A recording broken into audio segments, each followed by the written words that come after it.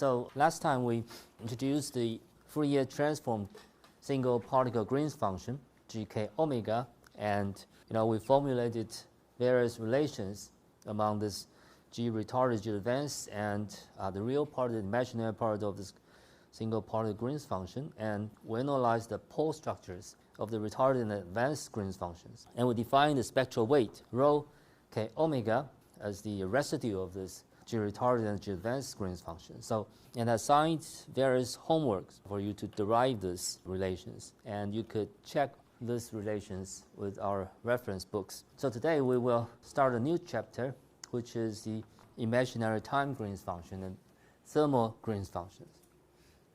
So this is a very important chapter because we will introduce finite temperature Green's function, and we know that all the thermodynamic quantities are measured at finite temperatures. But then the question is, how could we incorporate this partition function or this Boltzmann weight in these calculations of the Green's function? So, and this is the reason why we need to introduce imaginary time, where tau is defined as I times t, where t is the real time, in our definition of a Green's function. So we will see the reason why we need to introduce such a imaginary time in our definition of a Green's function. So suppose naively we simply just consider this temperature Green's function, namely the Green's function of a single particle psi Dagger, and suppose we try to calculate this quantity in real time, where this t and t prime are real time. And remember, at finite temperatures, we need to compute this partition function, also this thermal weight in the trace of this operator. So this is the formal definition of the Green's function, the finite temperature, but then we got trouble.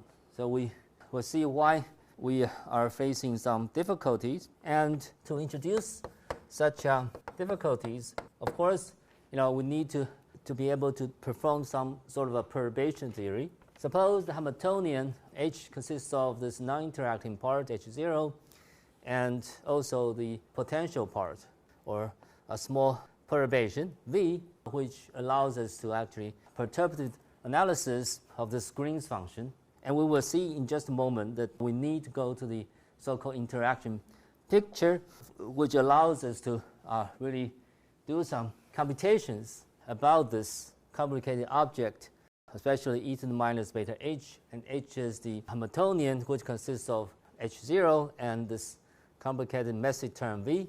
And how are we going to make progress to compute this thing is the question. So to do so, a very convenient way is to go to the so-called interacting picture. So we have three different bases or pictures in quantum mechanics. So-called the Schrödinger picture. You know very well that in the Schrödinger picture, the state, the quantum states, time evolves. So the quantum state psi in the Schrödinger representation is a function of time, but the operator doesn't depend on time.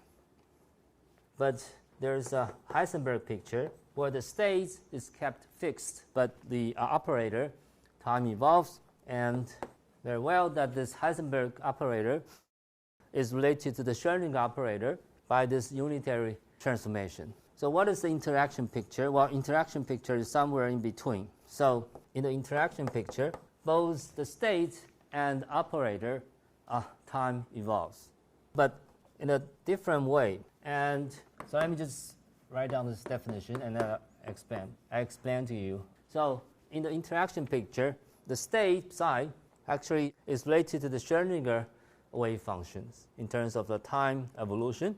They differ by e to the IH0t. So in other words, if you multiply this Schrödinger states by e to the IH0t, you get the state in the interaction picture as a function of time.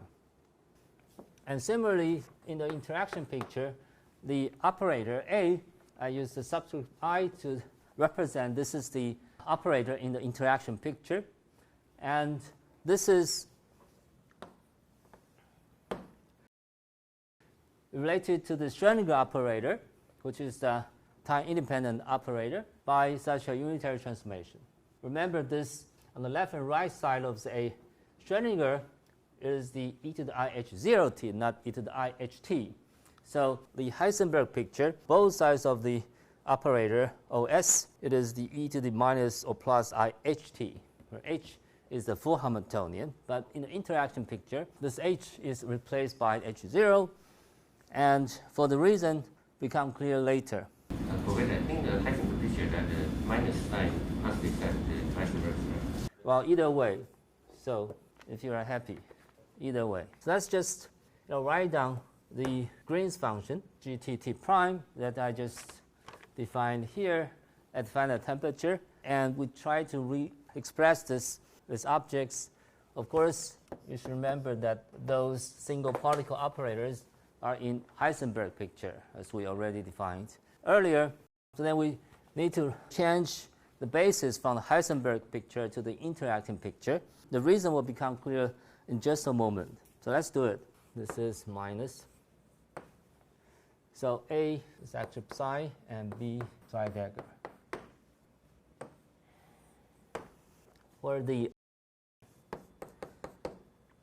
quantum state in the interacting picture is time evolves based on this unitary operation. So how does the quantum state in the interaction picture time evolve? Well, it evolves by this unitary operator ui, which we will define and figure out later. Okay, so suppose this is a time evolution operator which takes the states in the interaction picture at t equals 0 to the state in the interaction picture at t equals t. So this is the time evolution, but in the interaction picture. And we simply just take advantage of such a unitary operator, ui, and we insert here and there, and we could actually obtain such a equivalent statement. But here we will see later that this unitary operator, utt0, is nothing but this operator. In other words, this unitary operator, we'll see later that it depends on the interaction v, and it doesn't depend on this h0. As you can see that this, if you simply just combine this 2 and that 2, which is what e to the I h minus h0 t, and this is e to the minus I h minus h0 t0. So roughly, and what is h minus h0 is nothing but the potential term. So the advantage of using interaction picture is that you could express all this Green's function in terms of the function of interaction only. Okay, and we could do perturbation such a unitary operator. But don't worry, we will derive such an expression later. So this is just the final result. Okay, and we simply just use these two relations, and we could solve for this unitary operator ui in terms of the interaction v. So the way we solve this, we could derive the equations for ui by taking the time derivative of the ui right here. So we will derive this again later. Okay, but this is the relation between the ui and h0. So if you take the partial time derivatives of ui's, and you get simply just v. And we also have the boundary condition that ui t and t is actually unit, meaning if t prime equals to t, or t0 is the same as t, and everything cancels, and you go back to this unitary unit matrix 1. And we could easily solve this first order time derivative of the ui, and the solution is the following. Once again, we will derive this next time. Here, I'm writing down this full solution just to illustrate the necessity of defining imaginary time Green's function. Later, we will derive this one more time, but allow me simply just write down the solution, and the solution is nothing but Taylor expansion of this exponential operator. So this symbol refers to the time ordered. So we need to time order this intermediate time in such a way that t0 is less than t1, less than t2, less than tn. And then we could use the shorthand notation as a time-ordered operator in front, and inside this bracket is the exponential of operator e to the I minus I with the integral from t0 to t and v of t prime dt prime. Okay, so this is what I meant. This ui in the interaction picture, the time evolution operator, depends solely on the potential term, the v term. And this is a term which allows us to perform the perturbation. Suppose that I simply just plug in this solution ui tt0 back to this trace, the complicated trace, and I will get something like this. And this ui 0t and ai t and ui t prime and bi t prime and ui t prime 0. And I simply just plug in this here and here and here. So in principle, if we are at 0 temperature, then there's no problem to really compute such a complicated trace by a Taylor expansion of this u of I. So suppose this potential v term is really a weak perturbation, and we could simply just do Taylor expansion like this, 1 plus 1 of I, and so on and so forth. And up to linear order in v, we could simply just use this expansion up to linear in v as an approximation, and then we could simply just plug in this, and then we could compute this trace. And we could also go to second order in v squared, and so on and so forth. So, however, and there is a trouble. So the trouble is this. So can you see this thermal vector e to the minus beta h, and this unitary operator, which is again some sort of a time ordered operator, which is a time evolution operator carrying the I e to the minus I times this integral v of t prime. So no matter how hard you try, the thermal vector, both one weight e to the minus beta h, cannot be combined with this time evolution operator. In other words, we can do nothing about this except we simply just write down this expression like this. Okay, so there's no further progress can be made. So because this is a real function e to the minus beta h, however, this is the complex operator e to the minus I times this vt integral. As a result, these two operators cannot have anything in common, and we cannot simply Taylor expand this e to the minus beta h because this is not a small perturbation, and even if we could actually Taylor expand this to ui of t, but this term and this thermal factor are still two separate operators, and we cannot simplify this anymore. So the real trouble is that this term and this u term cannot be simplified further, because one is the real function in beta h, another is the complex imaginary function of v. So these two exponential functions cannot be further combined or simplified. And this is the point where we need to define imaginary time Green's function. Suppose I can define imaginary time, tau is given by I times t. So I could simply just redefine this ui, but in terms of imaginary time, tau, and this will be time ordered e to the minus d tau prime v of tau prime, tau 0 to tau. And if I define such a imaginary time evolution, and there's a hope, because both exponential operators are having real exponents, and you could simply just combine these two or do whatever you like to actually simplify this exponential operators, where all those exponential operators are the real function of h or v. So as a result, we will go through this calculation one more time. The lesson we learned is that we need to define imaginary time operator, both in Heisenberg interaction picture, and we should generalize this Green's function to this g as a function of imaginary time tau and tau prime. But we know that in the real world, we don't have imaginary time. But then we could actually simplify this by taking advantage of this imaginary time Green's function. And later, at the end of the day, we will make the analytic continuation one more time by taking tau equals to it. This is after we simplify those Green's functions and we finish this perturbative calculations, and at very end, then we actually go back to the real world by identifying this tau as I times t, and we go back to this real-time Green's function.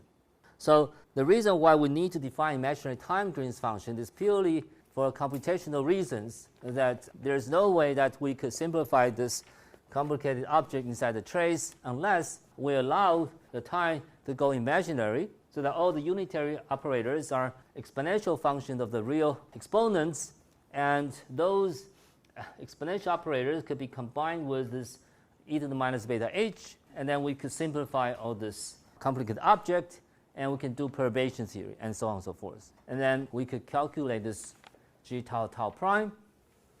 When we finish this calculation, at the end of the day, we go back to the real world. So, yes? When you do the imaginary time, how to define the time order? Because it's imaginary time ordering. Okay, just see the imaginary time. Right, so you consider this tau as a real number, so you could order these real numbers.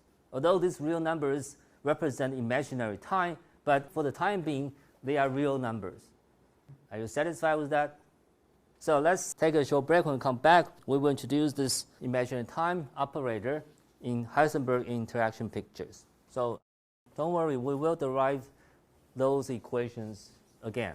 This is just for the sake of the argument. So in some sense, this imaginary time Green's function is some sort of a mathematical manipulations of Green's function. So they do not correspond to the physical Green's function, but they have everything to do with the physical Green's functions. In a way, so we take a detour to this imaginary time domain, and we could do something, calculations. Then we go back to the real time axis. Okay, so this is the only way that we could define and compute the Green's function at finite temperature. So otherwise, as I mentioned, so there's two exponential functions. One is the real e to the minus beta h. It's the real functions of Hamiltonian, but another one is the complex or imaginary functions of v, e to the minus I v. So these two exponential operators cannot be simplified further. So now we pretend that this tau is a real number, but it represents physically imaginary time. So let's define the Heisenberg operator, imaginary time. So remember, this has different properties than the this real-time Heisenberg operator, because this is not the imaginary ith, but tau h. And in the interacting picture, the operator in imaginary time is defined this in a similar way. So then we could start to combine all this Heisenberg operator products A and B and express this Heisenberg operator in the interaction picture.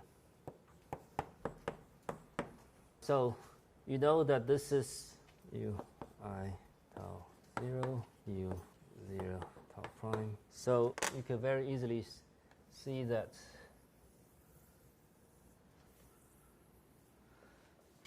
the left box bounded by the red is nothing but AH of tau, and the right red circle BH tau prime.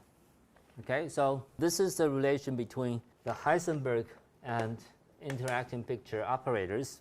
U, I, tau, tau.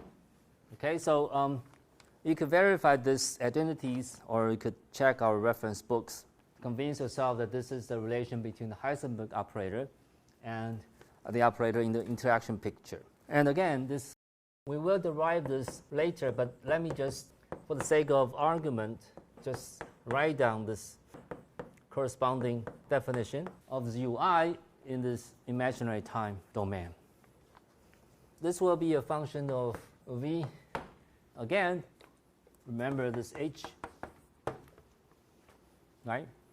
And we have this unitarity properties of this ui and ui 0 0 unit ui tau tau. So you could figure out the formal expression of the ui tau tau prime again by taking the derivative of this ui tau tau prime with respect to this tau, and you will find that this is given by v ui.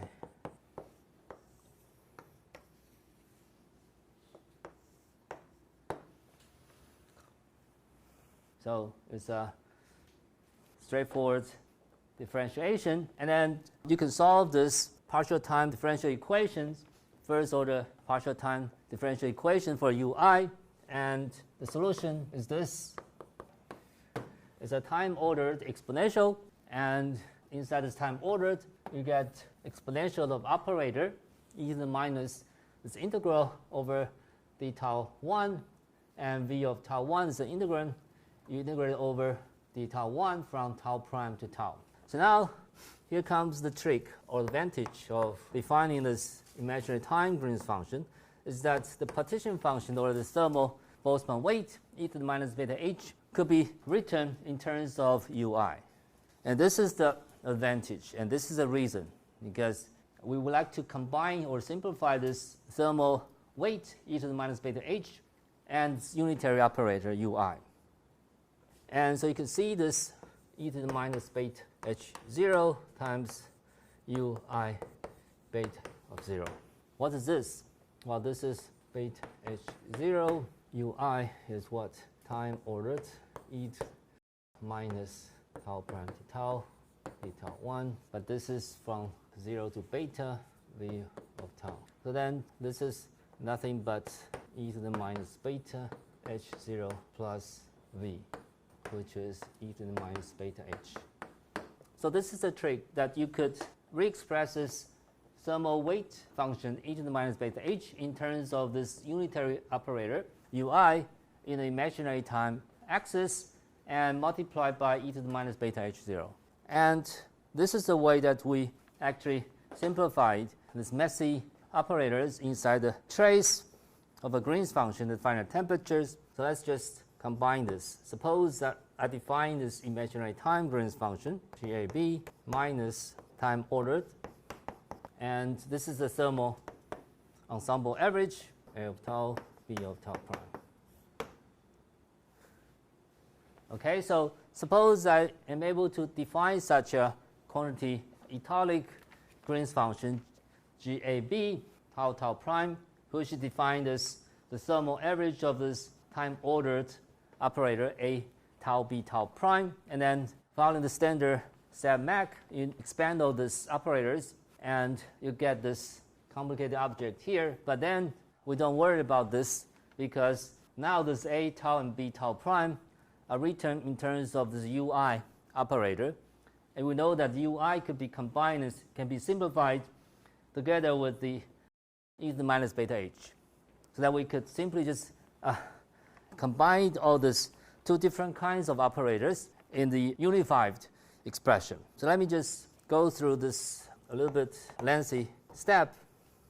If tau is larger than tau prime, and we get this ui of beta 0, ui 0 tau, ai tau, ui tau prime, bi tau prime, and ui tau prime 0.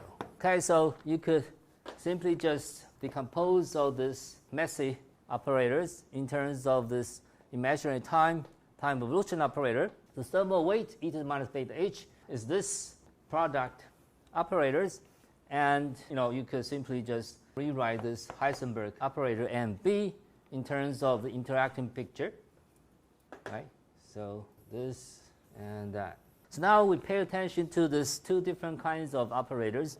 One is the thermal operators, another is imaginary time evolution ui. So you could immediately see that I'm able to combine these operators because they are of the same type.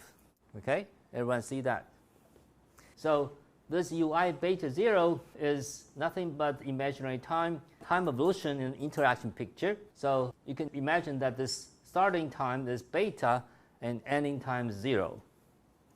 So this is the same type of as that unitary operator ui 0 to tau, so you could simply just combine these two unitary operators. And likewise, you could rearrange all these ui operators, because now the thermal weight factor is decomposed in terms of ui beta 0 and e to the minus beta h0, so that all those unitary operators could be combined by using this property, unitarity properties of this operator. So at the end of the day, you are going to have a very simple expressions. So let's take a short break. When we come back, I will write down the final expressions after all these simplifications and all this mathematical trick.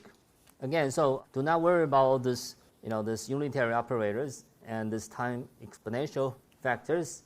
We will derive them in the following lectures. So today, I just want to demonstrate that there is a need or urgency to define imaginary time operators and imaginary time Green's functions. And once we have done that, we could easily combine the thermal factor and the time evolution operators. So just need 1 minute to finish today's lecture. So next time we will derive this in great details, but let me just write down the final expression. So at the end of the day, you will get this expression for imaginary time Green's function, GAB, or italic GAB.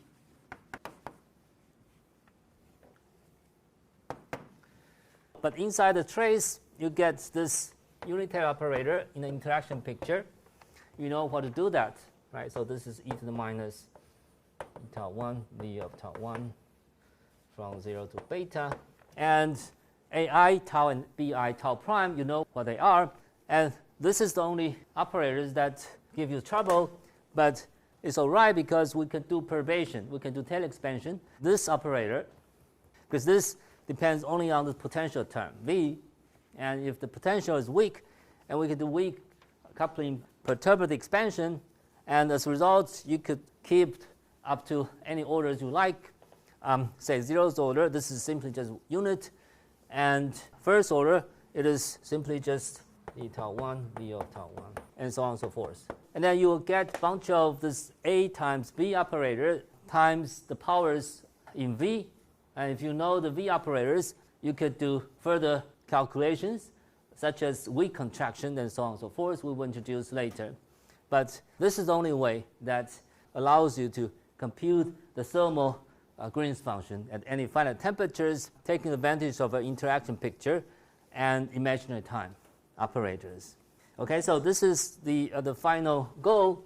Today's lecture is that in order to calculate this Green's function at finite temperature, we need to take a detour by defining this Green's function imaginary time axis, and then we could do perturbation about this.